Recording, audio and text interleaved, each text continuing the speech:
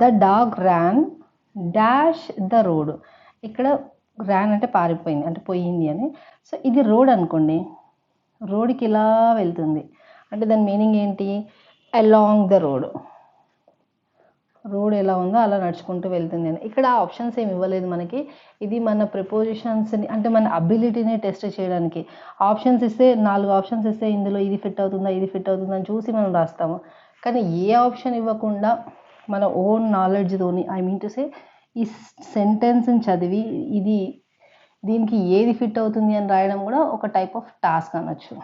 So మనం ఈరోజు తీసుకున్న ఛాలెంజ్ ఈ టైప్ ఆఫ్ టాస్క్ పైన, రైట్? సో ఇక్కడ మనకి ఏం జరుగుతుంది, ఇది రోడ్డు, మన డాగ్ వచ్చేసి ఇలా వెళ్తుంది అంటే అలాంగ్ అజ్యూమ్ చేసుకుంటున్నాం. లేదు మేడం మన డాగ్ ఇలా వెళ్తుంది అంటే కూడా అప్పుడు అక్రాస్ రాయొచ్చు, రైట్? ఇలా వెళ్తే మనము అలాంగ్ అని రాస్తాము. Next one, the river flows dash the bridge. ఇది బ్రిడ్జ్ అనుకోండి. బ్రిడ్జ్ అంటే ఏంటిది? కింద రైల్వే స్టేషన్ ఉంది అనుకోండి, ఎగ్జాంపుల్. కింద రైల్వే స్టేషన్ ఉంటే పైనకించి బస్సులు కార్లు పోవడానికి వేస్తారు. సో రివర్ మన కింద కాకుండా పైన పోదు కదా, ఫస్ట్ కిందికించి వాటర్ పోతుంది, అంటే రైల్వే స్టేషన్కించి వాటర్ పోతుంది, దాని తర్వాత మరీ ఓవర్ఫ్లో అయినప్పుడు పైనకి వెళ్తుంది. సో అలాంటి టైంలో మనము అజ్యూమింగ్ దట్ రివర్ మన రైల్వే స్టేషన్ అంటే రైల్వే ట్రాక్ పై నుంచి పోతుంది అనేసి సో అండర్ అని రాస్తాము. The work was done dash haste. Haste అంటే అర్జెన్సీలో, తొందరగా చేస్తున్నారు అంటే చూడండి, దాన్ని అర్జెన్సీ అంటారు. అర్జెన్సీలో జరిగింది కాబట్టి ఇన్ అని అంటాం. The work was done in haste. Is afraid dash dog. అఫ్రేడ్కి fixed preposition of. Is afraid of dog or dogs. Next, I'm fond dash music. ఫాండ్కి కూడా మనకి fixed preposition of. I'm fond of music. He goes dash Sunday dash church. Sunday అంటున్నారంటే ఒక day చెప్తున్నారు కదా, day చెప్పినప్పుడు on అని చెప్పాలి ప్రిపోజిషన్. ఈ గోస్ ఆన్ సండే ఎక్కడికి వెళ్తున్నాడు? చర్చ్. చర్చ్ అనేది ఒక డెస్టినేషన్ కోసం ఎప్పుడైతే మనం మాట్లాడతామో అప్పుడు మనము టు అనే ప్రిపోజిషన్ని పెట్టాలి. Next, he died dash country. He died dash his country అంటే కంట్రీ కోసం చనిపోయిండు అంటున్నారు. So for his country. He died for his country. Next, the steam engine was invented dash James Watt. ఒక పర్సన్ ఇన్వెంట్ చేశాడు కాబట్టి దాన్ని by అంటాము. The steam engine was invented by James Watt. The burglar jumped dash the compound wall. Burglar అంటే దొంగ jump అయిపోయిందంటే, ఇప్పుడు మనది కంపౌండ్ వాల్ అనుకోండి, దీని నుంచి ఇలా జంప్ అయిపోతాడు కాబట్టి అంటే కంపౌండ్ వాల్ దుంకి బయటకు వెళ్ళాలి కాబట్టి ఓవర్ అని అంటాం. The burglar jumped over the compound wall. Next, the village was destroyed dash fire. డిస్ట్రాయిడ్కి మనకి fixed preposition by. The village was destroyed by fire. What is that dash me. అయితే నాకేంది అంటారు చూడండి, ఎవరనేది అని చెప్తే అయితే నాకేంది అంటారు చూడండి, అలాంటి టైంలో ఇది అన్నట్టు. What is that to me అయితే నాకేంటి, అది అయితే నాకేంటి అని దాని meaning. Next, it cannot be done dash offence. Offence అంటే నేరం, అది నేరం లేకుండా ఈ పని చేయలేము అంటున్నారు. So without. కెనాట్ బి అన్నాడు కదా, so it cannot be done without offence అంటే అది జరుగుతుందంటే అఫెన్స్ ఉంటుంది అని దాని meaning. He spoke dash me dash Urdu అంటే అతను నాతో మాట్లాడాడు, ఇది నేనైతే నాతో మాట్లాడాడు అంటే టు. ఈ స్పోక్ టు మీ. ఏ లాంగ్వేజ్లో మాట్లాడాడు? హిందీలో. ఇన్ హిందీ కాదు, Urdu, sorry. They leave the dash same roof. ఇప్పుడు ఇది ఒక బిల్డింగ్ అనుకోండి, ఇదంతా రూఫ్. ఐఎమ్ సారీ ఇది ఒక బిల్డింగ్, ఇది రూఫ్. ఇప్పుడు ఇదొక పోర్షన్ అనుకోండి, వీళ్ళందరూ సేమ్ రూఫ్ కిందనే ఉన్నారు కదా. సో అప్పుడు మనం ఏమంటాము? అండర్ సేమ్ రూఫ్ అంటాం. అంటే అందరము సేమ్ రూఫ్ కిందనే ఉన్నాము అంటే ఇది బిల్డింగ్ ఇది రూఫ్ అంటే స్లాబ్ అంటాం కదా మనం, స్లాబ్. సో ఇదొక పోర్షన్, ఇదొక పోర్షన్, ఇదొక పోర్షన్ ఉందనుకోండి, అందరు సేమ్ రూఫ్ కిందనే ఉన్నారు కాబట్టి అండర్ ద సేమ్ రూఫ్ అని అంటాం. Under same roof. I have not seen him dash Wednesday. అంటే నేను వెనస్డే నుంచి అతన్ని చూడలేను. ఇక్కడ వెనస్డే ఇక్కడ నుంచి చూస్తలేను, ఇంకా కూడా చూస్తలేను. అంటే యాక్షన్ ఇక్కడ ఎక్కడో స్టార్ట్ అయింది, ఇంకా కూడా కంటిన్యూ అవుతుంది. సో అలాంటి టైంలో మనం సీన్స్ అంటాం. ఎందుకంటే వెనస్డే తెలుసు కదా మనకు, యాక్షన్ ఎప్పుడు స్టార్ట్ అయిందో తెలుసు, ఇంకా కంటిన్యూ అవుతుంది. సో అలాంటి టైంలో సీన్స్ అని చెప్తాము. I have not seen him since Wednesday. I have known him dash a long time. అంటే చాలా రోజుల నుంచి నాకు తెలుసు, కానీ ఎప్పుడు స్టార్ట్ అయిందో తెలియదు. చాలా రోజుల నుంచి నాకు తెలుసు కాబట్టి, అంటే ఎప్పుడు స్టార్ట్ అయింది ఎప్పుడు ఎండ్ అయింది అని చెప్పలేదు. తెలుసు అన్నది ఎండ్ అవ్వదు ఎప్పటికీ, మనం ఉన్నంత కాలం ఉంటుంది, కానీ ఎప్పుడు స్టార్ట్ అయిందో తెలియదు. సో అలాంటి టైంలో మనం ఏమంటామంటే ఫర్ అని అంటాం. I have known him for a long time.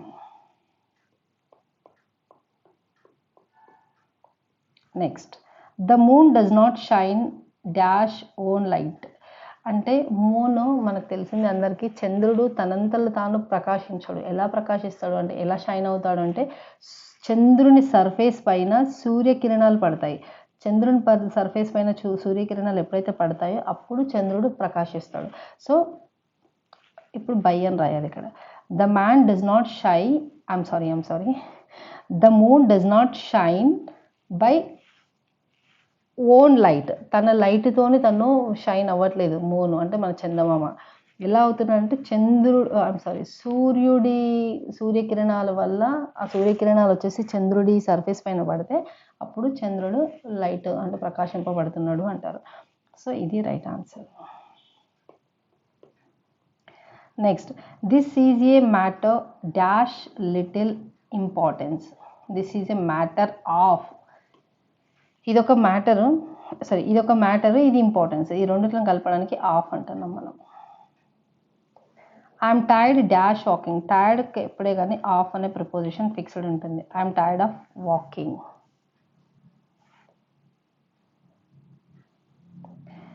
Is not yet recovered dash illness. అతను హిల్నెస్లో ఉన్నాడు, దాని నుంచి వెళ్ళి, అంటే తను ఏదో ఫీవరో ఏదో దాంతో డిసీజ్తో బాధపడుతున్నాడు, దాని నుంచి వెళ్ళి బయటకు రాలేదు అంటున్నాడు. అంటే అలాంటి టైంలో ఫ్రమ్ అని యూస్ చేయాలి. I shall do it dash pleasure. నేను ప్లెజర్తోని చేస్తాను వర్క్, అంటే విత్ ప్లెజర్తోని, with. I shall do it with pleasure. God is good dash me. దేవుడు మంచోడు అంటారు కదా. God is good dash me, అంటే నాకు దేవుడు మంచోడు అంటున్నాడు. నాకు, ఇది నేను అయితే నాకు. So to me. God is good to me. ఫాస్ట్గా అయితే వెళ్ళట్లేదు కదా, అర్థమవుతుంది కదా. I will sit dash my desk to do my lesson. ఇప్పుడు మనం ఒక వర్క్ చేయాలనుకోండి, సిస్టమ్ దగ్గర కానీ లేదంటే ఇక్కడ కానీ, డెస్క్ మీద కూర్చోము, డెస్క్ దగ్గర కూర్చొని మనం వర్క్ చేసుకుంటాం. సో ఎట్ డెస్క్ అంటాం. I will SIT at my desk to do my lesson. I'm sorry what I have done. I'm sorry, ఇక్కడ ఐఫన్ రావాలి. I'm sorry for what I have done. అంటే నేను sorry చెప్తున్నాను దేనికంటే, నేను ఏదైతే చేశానో దానికి సారీ అంటున్నాడు. I'm sorry for what I have done. Oh God keep me dash sin. అంటే సిన్ అంటే తప్పులు చేయడం అంటారు చూడండి. సిన్నుతోని అంటే తప్పులతోని ఉంచమని మన దేవుని అడుగుతామో, అడగం కదా. తప్పుల నుంచి దూరంగా ఉంచమని అంటాం. సో దూరంగానే ఎప్పుడైతే అంటామో ఆఫ్ అనొచ్చు, ఓఎఫ్ఎఫ్ ఆఫ్, లేదంటే ఫ్రమ్ అని అనొచ్చు. అంటే ఆ పాపాల నుంచి దూరం ఉంచండి, లేదంటే పాపాలకి అటాచ్డ్గా ఉంచకండి, అంటే అలా కూడా దూరం ఉంచండి అనే మీనింగ్ వస్తుంది. I bought it dash 70 rupees. నేను ఒకటి 70 రూపీస్కి తెచ్చాను, అంటే ఫర్ 70 రూపీస్ అమౌంట్ 70 రూపీస్కి తెచ్చాను అంటున్నాడు. ఈ broke the jug dash A 100 pieces. ఇప్పుడు బ్రోక్ అని అన్నాడంటే పగలగొట్టడం, దాన్ని పీసులుగా కట్ చేసి అంటారు కదా, అలాంటి టైంలో ఇంటూ అంటాం. He broke the jug into a 100 pieces. It has been raining dash yesterday. అంటే మీకు ఎస్టర్డే ఇక్కడ వర్షం పడడం తెలిసింది, ఇంకా కూడా పడుతుంది. అంటే మనకి స్టార్టింగ్ పాయింట్ తెలుసు, మనం ఎప్పుడైతే ఇప్పుడు ఇక్కడ మాట్లాడుతున్నామో ఇప్పటికీ కూడా పడుతుంది, ఇంకా కంటిన్యూ అవుతుంది. సో అలాంటి టైంలో సిన్స్ అని చెప్తాం మనం. It has been raining since yesterday. I have been working hard dash arithmetic. అంటే నేను ఒక దానిపైన నేను వర్క్ చేస్తున్నాను అని అన్నప్పుడు ఎట్ అంటాం. ఆల్వేస్ గుర్తుపెట్టుకోండి, నేను హార్డ్ వర్క్ చేస్తున్నాను అని ఎప్పుడైనా చెప్తున్నామంటే హార్డ్ పక్కన ఎట్ అనే ప్రపోజిషన్ వస్తుంది. I have been working hard at arithmetic. We suffered dash your negligence. మీ నెగ్లిజెన్స్ వల్ల ఏదో తప్పు జరిగిపోయింది కానీ దానికి మేము సఫర్ అవుతున్నాము అంటారు. సో దానివల్ల కాబట్టి ఫ్రమ్ అంటాం, దాని నుండి. అంటే మీరు చేసిన నెగ్లిజెన్సీకి మేము రిజల్ట్గా మేము సఫర్ అవుతున్నాము. So we suffered from your negligent. అర్థమవుతుంది కదా, right. The exercise was written dash me dash a Camlin pen. So ఒక పర్సన్ రాసిండ్రు అంటే దానికి బై అని అంటాం. ఒక పెన్ను అంటే ఒక ఇన్స్ట్రుమెంట్ విత్ అని అంటాం. So the exercise was written by me with a Camlin pen. You will walk dash my parallel. I'm sorry, will you walk dash my parlor, said spider the dash the fly.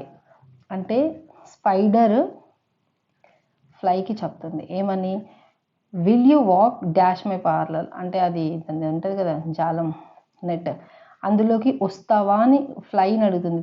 Fly అంటే మన eagle అంటారు చూడండి, అవి దాన్ని అడుగుతుంది ఇందులోకి వస్తావా అంటే ఇంటూ అని చెప్తాం, లోపలికి రావడాన్ని ఇంటూ అంటాం. సెడ్ స్పైడర్, స్పైడర్ ఎవరికి చెప్తుంది, ఫ్లైకి చెప్తుంది, అంటే ఇక్కడ చెప్తుంది కాబట్టి టూ అంటాం. Will you walk in to my parlour said the spider to the fly. Next, it is 10 o'clock dash my watch. నా వాచ్ ప్రకారం 10 o'clock. నా వాచ్ ప్రకారం అంటున్నావు అంటే బై అని అంటాం, బై మై వాచ్ అని అంటాం. It is 10 o'clock by my watch. నా వాచ్ ప్రకారం, నిజంగా టైం ఎంత అవుతుందో నాకు తెలియదు, కాకపోతే నా వాచ్ ప్రకారం 10 o'clock అని చెప్పడాన్ని మనము బై మై వాచ్ అని అంటాము. There is nothing new dash the sun. అంటే సన్ లోపల, సూర్యుని లోపల ఏమన్నా న్యూ ఉంటుందా అని ఆలోచించకండి. There is nothing new dash the sun అంటే అండర్ ద సన్. ఎందుకు చెప్తాను నేనండి.